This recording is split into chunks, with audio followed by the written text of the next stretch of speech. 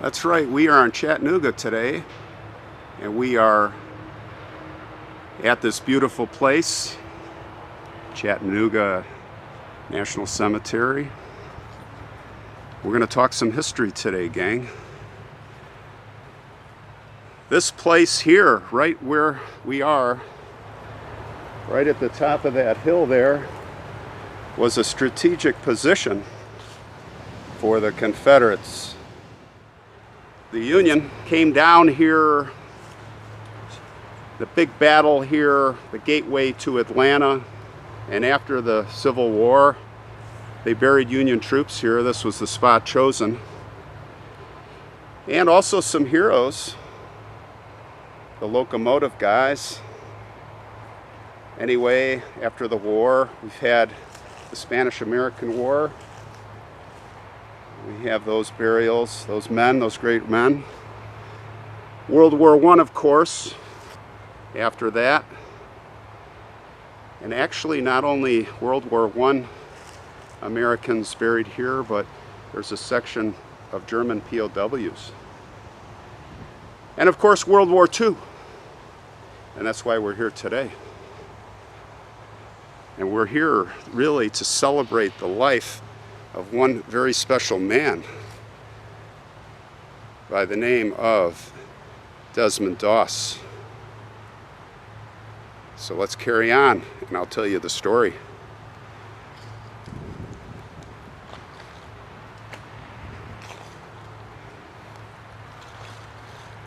Desmond joined the Army. He was drafted into the Army in April of 1942. He wanted to serve his country, but not to carry a rifle or any other killing instrument. It was his religion that forbid it. It was the 10 Commandments that he lived by. Thou shalt not kill.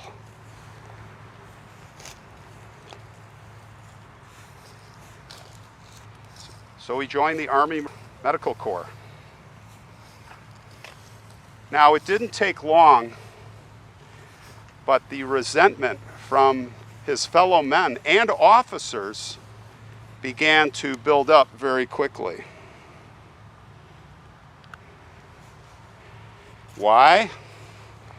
Well, they thought he was a shirker. They thought that he was a coward. Why do we have this guy with us? Can we get rid of him? Oh, they tried. They tried.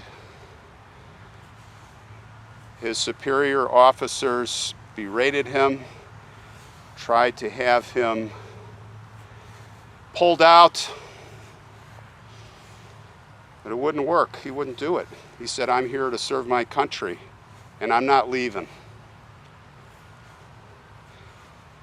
Well, it was getting pretty ugly, but then there was a turning point. And as they were concluding their training, as we've seen and as common, they had to make an achievement. They had to go on this 25-mile hike. They had to march. 8 hours it was supposed to be done with pack and rifle. Very heavy. No, Desmond didn't have to carry that. He had to carry worse. He had to carry 2 medical canvas bags, not only just as heavier, but very awkward to carry. Now, the men were going down like flies. I mean, you can just imagine. But what did Desmond do? He stopped, he helped, he gave aid to his men. And at the end, if that wasn't enough, he attended to all their feet, each and every one of them. Well, now they were changing their mind. I like this guy. Hey, this guy is my brother. I want him with me in battle. Let's go. Well, there was hard and bloody work to be done. They had to join up with all the rest of the men that had been carrying on this brutal fight We're talking Pacific Theater. And they went. It was on July 24th, 1944 that the 307th landed on White Beach 2 on Guam. Desmond was there, and time after time, amidst the drenching rain and heat, the mud, the mosquitoes, the enemy fire, Desmond attended to his work. He began saving lives. It was said much later that by the men that this is when he really began inspiring their actual courage.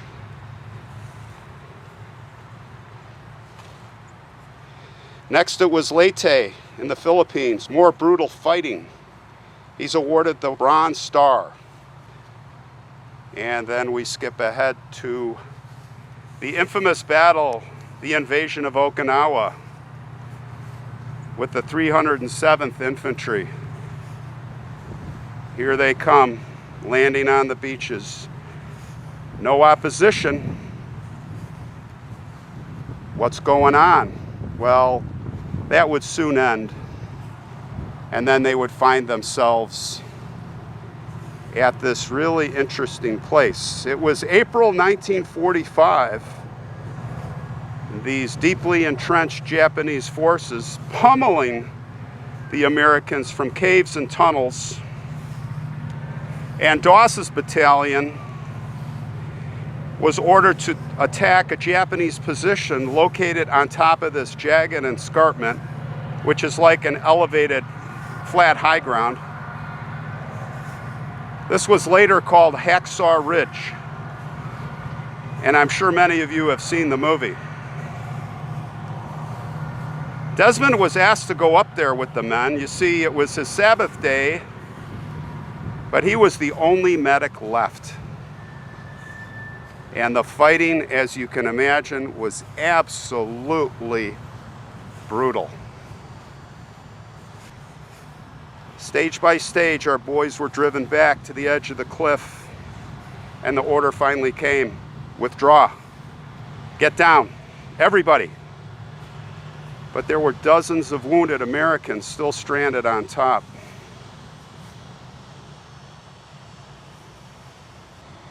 Desmond Doss broke orders and stayed. He stayed up there to take care of as many brothers as he could.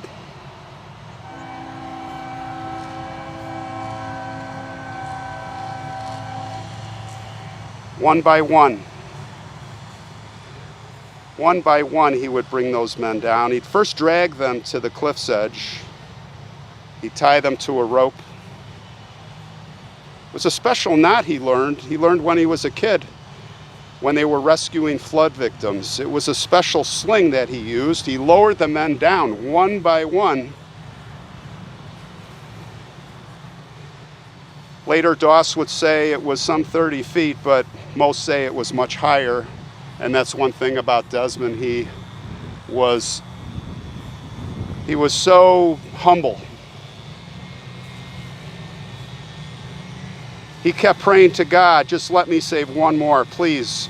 Over and over and over, please, just one more.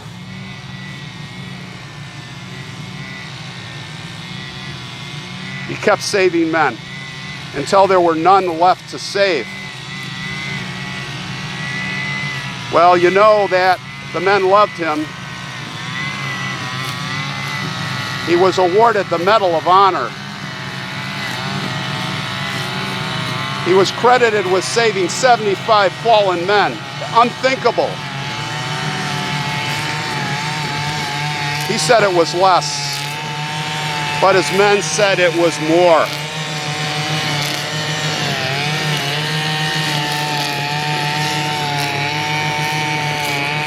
I apologize for the noise. They always seem to find me, but maybe it's appropriate for this battle because we are at Desmond's grave. And I'm not going to stop. I am not going to stop. Sorry.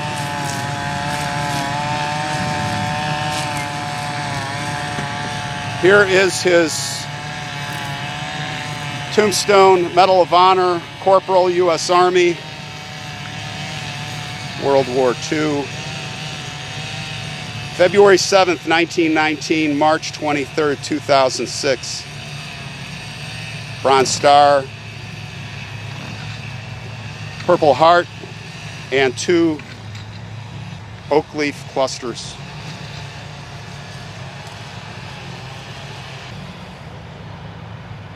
We see there are a lot of coins here. This is a sign of respect. If you didn't know, sometimes you see stones, many times you see coins. A penny for the military means you came and paid your respects. A nickel means that you attended boot camp with them. And a dime means that you served in the armed forces with them. And the quarter means you were with the soldier when they were killed. Now, I'm sure, obviously, those quarters can't represent that, but people don't know. It's a sign of love and respect, so we'll go with it.